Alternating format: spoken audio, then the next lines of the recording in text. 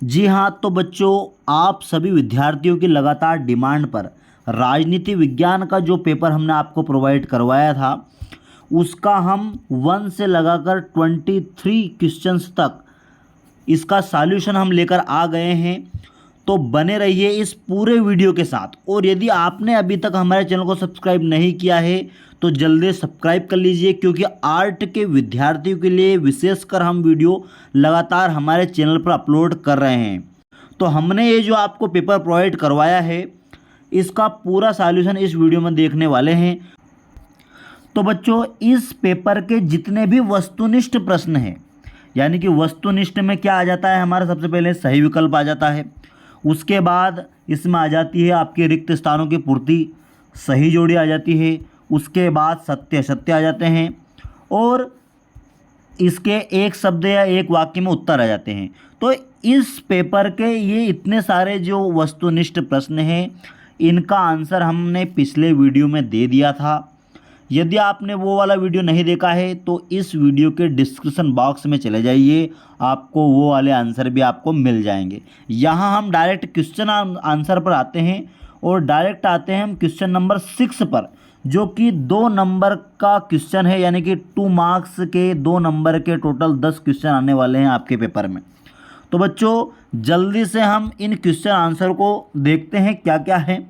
सबसे पहले तो सोवियत संघ के विघटन के 2 कारण लिखना है। तो आइए बच्चों बताते हैं हम आपको सोवियत संघ के विघटन के कोई 2 कारण, और इसके अथवा में क्या है, सोवियत प्रणाली के 2 दोष। तो इन्हीं दोनों क्वेश्चन का आंसर मैं बताने वाला हूँ आप। तो यहाँ पर आप देख सकते हो कि सोवियत संघ के विघटन के निम्नलिखित कारण हैं। सबसे फर्स्ट जो कारण है, एक दल का प्रभुत्व। तो यहाँ पर एक दल के प्रभुत्व को आप यहाँ पर डिस्क्राइब भी कर सकते हो, क्योंकि 2 नंबर का क्वेश्चन है इसलिए यहाँ पर हमने 2 पॉइंट बनाए हैं। एक पॉइंट ये वाला, साम्यवादी व्यवस्था का सत्तावादी होना।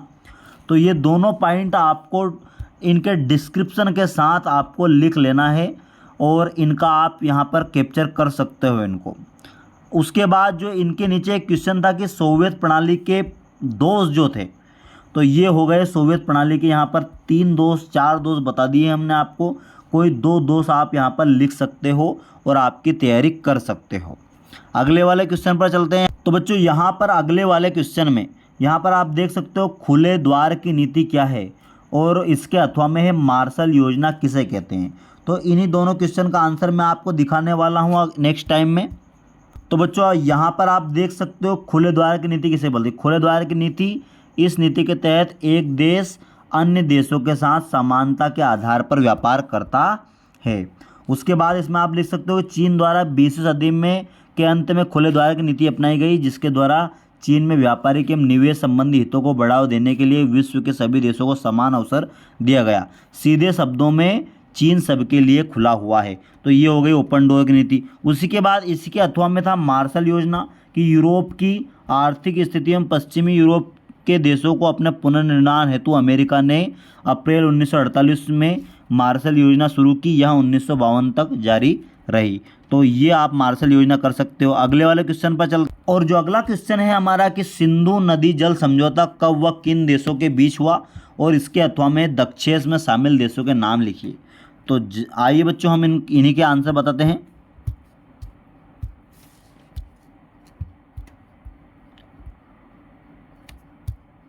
तो बच्चों यहाँ पर आप देख सकते हो सिंधु जल समझौता क्या है। यहाँ पर आप देख सकते हो किन किन के बीच हुआ था, कि भारत पाकिस्तान के बीच में हुआ था। कब हुआ था, कि 19 सितंबर 1960 में हुआ था, और इसमें सिंधु जल का बंटवारा किया गया था। इसमें जवाहरलाल नेहरू और पाकिस्तान के राष्ट्रपति अयूब खान ने हस्ताक्षर किए थे, और इसको किसकी सहायता से करवाया गया था, विश्व बैंक की सहायता से करवाया गया था।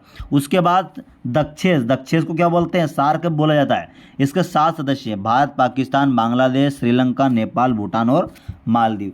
तो ये टोटल 7 सदस्य हैं बच्चों।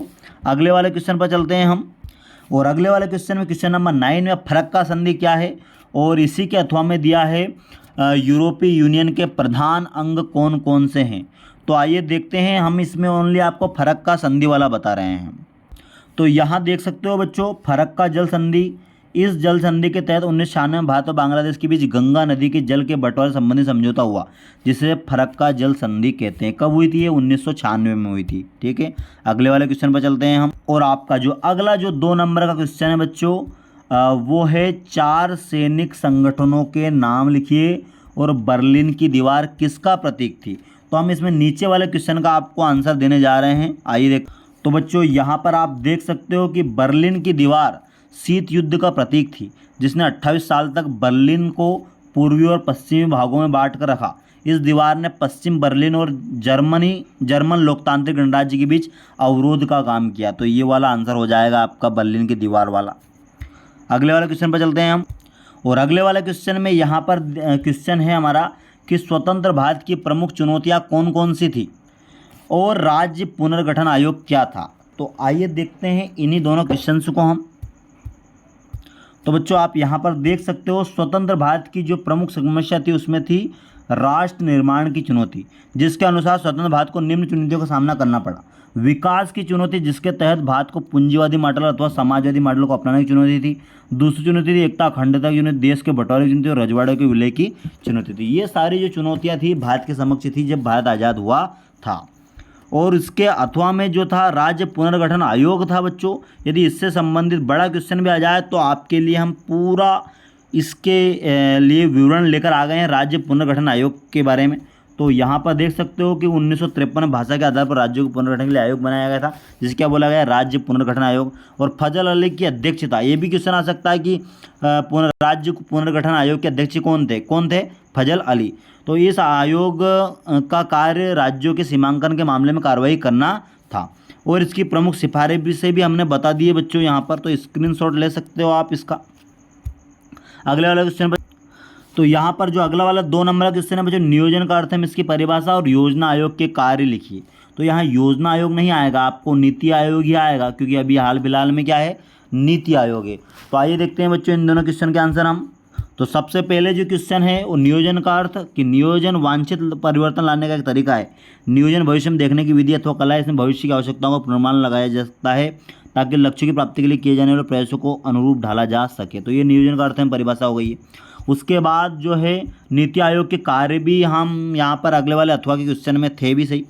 तो क्या थे नीति आयोग के कार्य, कि केंद्र राज्यों के बीच साझेदारी के लिए संरचनात्मक समर्थन प्रणालियों और रणनीतियों की शुरुआत करके सहकारी संवाद को बढ़ावा देना। यहाँ पर अगले वाले के लिए आप स्क्रीनशॉट कैप्चर कर सकते हो बच्चों यहाँ पर।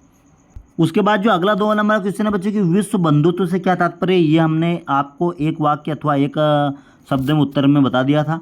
निरस्त्रीकरण से क्या आशय है, तो इसका आंसर हम बताने जा रहे हैं आपको।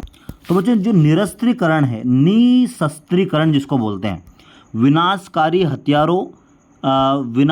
हथियारों अस्त्र शस्त्रों को उत्पादन पर रोक लगाना तथा उपलब्ध विनाशकारी हथियारों को नष्ट करना ही क्या कहलाता है, निरस्त्रीकरण कहलाता है। उसके बाद बच्चों यहाँ पर संयुक्त राष्ट्र संघ के कोई 2 उद्देश्य लिखना है आपको और ऑपरेशन फ्लड को भी समझाना है। तो बच्चों यहाँ पर ये वाला क्वेश्चन देखते हैं हम, इसका आंसर देखते हैं। संयुक्त राष्ट्र संघ के कोई 2 उद्देश्य। बच्चों आप यहाँ पर देख सकते हो कि संयुक्त राष्ट्र संघ के हमने कोई 3 उद्देश्य बताए हैं, तो इनको कैप्चर आप कर सकते हो। कैसे लिखा है कि अंतर्राष्ट्रीय शांति और सुरक्षा बनाए रखना, राष्ट्रों के बीच संबंध विकसित करना, अंतर्राष्ट्रीय सामाजिक आर्थिक सांस्कृतिक मानवीय समस्या को सुलझाने और मानवाधिकार मौलिक स्वतंत्रता के सम्मान को बढ़ावा देने में सहयोग करना। तो ये हो जाएगा इसका आंसर हम। उसके बाद बच्चों यहाँ पर जो अगली जो क्वेश्चन दिया है वो दिया है सोवियत प्रणाली क्या थी, आसियान विजन 2020 की मुख्य बातों को लिखिए। उसके बाद साफ्टा क्या है, मतलब ये 3-3 अंक के जो 4 क्वेश्चन है बच्चों, 3 अंक के 4 क्वेश्चन है और 4 अंक के भी इससे नीचे 4 क्वेश्चन है। तो इन सभी के जो आंसर है आप देख सकते हो कि यहाँ पर साफ्टा क्या है, इसके मुख्य लक्ष्यों को लिखिए। उसके बाद दक्षिण एशिया क्षेत्र की मुख्य विशेषताओं को लिखिए। सार्क संगठन में भारत की भूमिका को लिखिए। स्वतंत्र भारत की विदेश नीति की प्रमुख विशेषताओं को लिखना है। भारत विभाजन के कारणों को लिखना है। सरदार वल्लभ भाई पटेल को भारत का बिस्मार्क क्यों कहा जाता है। तो ये 3 अंक तो पूरे हो गए हैं। उसके बाद सार्क थेरेपी के कोई 4 परिणाम। शीत युद्ध के पश्चात दक्षिण एशिया में अमेरिका के प्रभाव को समझाना है। बांग्लादेश और भारत के बीच सहयोग एवं असहयोग के मसलों पर लिखना है। श्रीलंका के जातीय संघर्ष के बारे में लिखना है। शरणार्थी समस्या पर टिप्पणी लिखना है। उसके बाद भारत का संयुक्त राष्ट्र संघ में क्या योगदान रहा है, ये भी लिखना है। भारत द्वारा गुटनिरपेक्षता को नीति अपनाए जाने के कारण लिखना है और भारत की परमाणु नीति को समझाना है। तो बच्चों इन सभी क्वेश्चन के यानी कि 3 अंक के क्वेश्चन और 4 अंक के क्वेश्चन, ये सभी हम हमारे टेलीग्राम चैनल पर हम दे देंगे आपको PDF के रूप में।